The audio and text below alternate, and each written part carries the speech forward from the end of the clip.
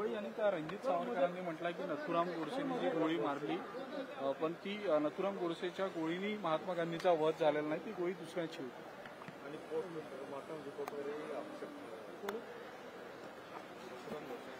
मला याची काही कल्पना नाही, त्यामुळे कोण काय बोललं हेच मला माहित नाही. जे मी ऐकलं नाही ते मला विचारू नका. दुसरं काय असेल तर छगन भुजबळ यांनी भूमिका घेतलेली आहे की वेळ पडल्यास मला पक्षातून बाहेर काढा, पण मी माझा लढा सुरूच ठेवेल, कारण की कुठेतरी त्यांचा पक्षातूनही त्यांना विरोध होऊ लागलेला आहे. पहिली गोष्ट तर मी अतिशय स्पष्टपणे सांगू इच्छितो की आमचं सरकार कुठल्याही परिस्थितीत ओबीसीवर अन्याय होऊ देणार नाही. स्वतः मुख्यमंत्र्यांना देखील हे स्पष्टपणे अतिशय माहिती आहे की ओबीसी समाजाचं संरक्षण आपल्याला करावंच लागेल. त्यामुळे त्यांची ही भूमिका ही तशाच प्रकारची आहे. आणि मी अगदी स्पष्टपणे सांगू इच्छितो की जोपर्यंत भारतीय जनता पार्टी सरकारमध्ये आहे तोपर्यंत काहीही झालं तरी आम्ही ओबीसीवर अन्याय होऊ देणार नाही. उद्या जर अशी वेळ आली की आम्हाला ओबीसीला संरक्षण देता येत नाही, मी स्वतः जाऊन माझ्या वरिष्ठांशी बोलेन.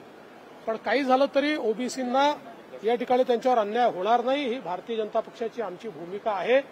आणि भुजबळ साहेबांना देखील माझं सांगणं आहे, मी त्यांच्याशी स्वतः चर्चा करणार आहे. जे काही त्यांचे आक्षेप असतील त्यांनी निश्चित सांगावे. जर कुठेही अन्याय होत असेल ओबीसीवर तर आपण निश्चितपणे त्याच्यामध्ये परिवर्तन करू, बदल करू. त्याच्यात आवश्यक त्या प्रकारे ज्या काही सुधारणा करायच्या ते आपण करू. ओबीसीवर अन्याय होऊ देणार नाही. प्रायमा फेसी आमचं मत अगदी स्पष्ट आहे आणि मुख्यमंत्र्यांचंही मत आहे की आता जो काही घेतलेला निर्णय आहे तो कुठलाही सरसकट घेतलेला निर्णय नाहीये. ज्यांच्या एंट्रीज आहेत त्यांना सरळतेने कसं मिळेल सर्टिफिकेट, एवढाच हा निर्णय आहे. त्यामुळे जे काही मीडियामध्ये येत आहे, जे काही आकडे मीडियामध्ये येत आहेत, जे काही वेगवेगळे विषय मीडियामध्ये येत आहेत, या विषयांवर दोन्ही बाजूने म्हणजे ओबीसी समाजाच्या बाजूने किंवा इकडे मराठा समाजाच्या बाजूने रिॲक्शन देणं हे अत्यंत अयोग्य ठरेल. माझं मत अतिशय स्पष्ट आहे. सरकारची भूमिका बॅलन्स्ड आहे. सरकार कुठल्याही परिस्थितीत ओबीसी समाजावर अन्याय होऊ देणार नाही.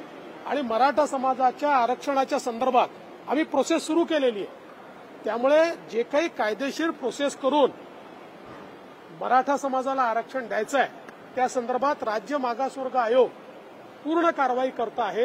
अशा परिस्थितीमध्ये यावर मला असं वाटतं की सगळ्यांनीच संयम बाळगला पाहिजे. मी पुन्हा एकदा सांगतो, भारतीय जनता पार्टी जोपर्यंत सरकारमध्ये आहे आम्ही ओबीसीवर अन्याय होऊ देणार नाही. राज ठाकरे म्हणतात लोकशाही मराठी ऐका, पहा, जागरूक रहा.